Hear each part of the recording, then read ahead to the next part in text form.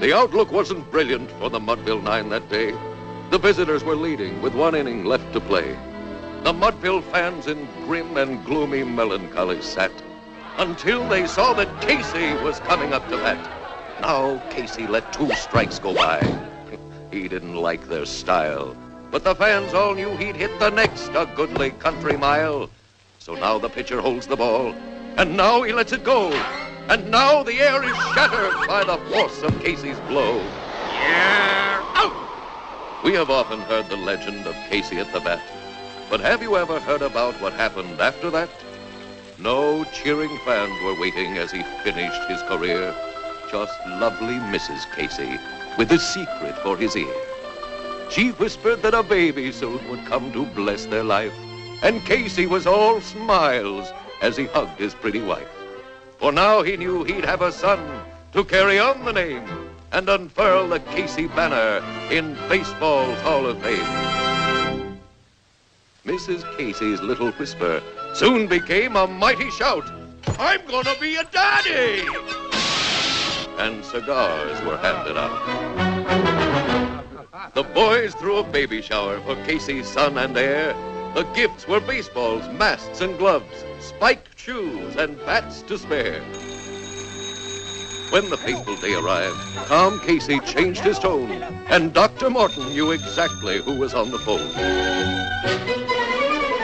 Hey, answer the phone, will you? This is Casey. The doctor kept his schedule, leaving Casey on the phone. Hello. Quiet! Then the stork made his appearance, and the doctor headed home. Dr. Martin. Casey was so happy, there was little he could say. He's here, he told his neighbors. And they shouted back, hooray! Casey was so enraptured, he nearly lost his mind. The kid was a natural, a fantastic baseball find. Yoo-hoo!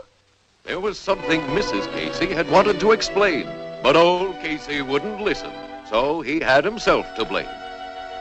As mother's little helper, he dressed their pride and joy, when in the bassinet he found a girl, not a boy.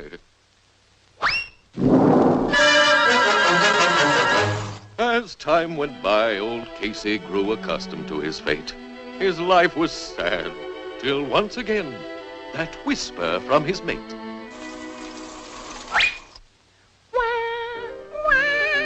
Then Casey screamed, there's 3!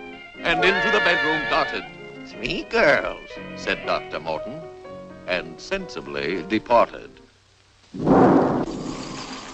Casey's batting average didn't show a single hit. And finally, even Casey knew there comes a time to quit. Just one look at the doctor made Casey start to foam. And then the girls would have to drag their poor old daddy home.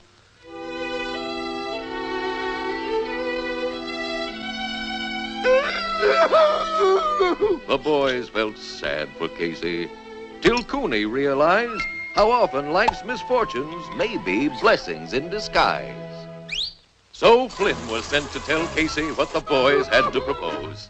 He said, just see what's going on right underneath your nose. Your girls are baseball players, and they're all right on the beam. Casey'd raised 9 daughters, a ladies' baseball team.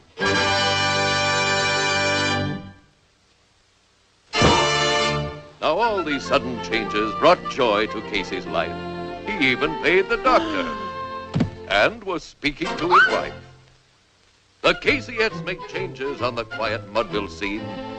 9 mighty female Caseys made a wondrous baseball team. His heart just seemed to skip the day his girls were set to play for the female championship.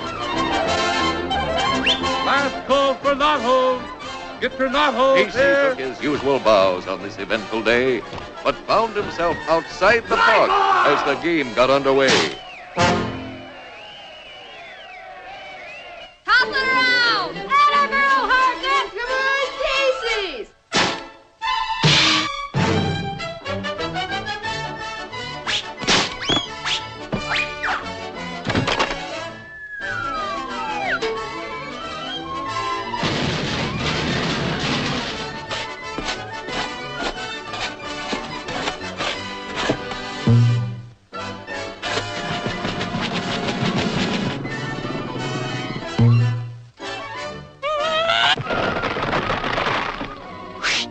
Casey was in a panic that this game would go astray.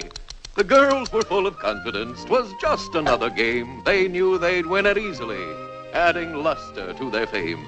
His girls were sure of victory. Good luck had just occurred, with Gin on first, Peg on second, and Jan a hugging third.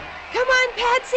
The Atta girl! strain was breaking Casey, but Casey's girls felt great, 'cause Patsy, mighty Patsy, was advancing to the plate.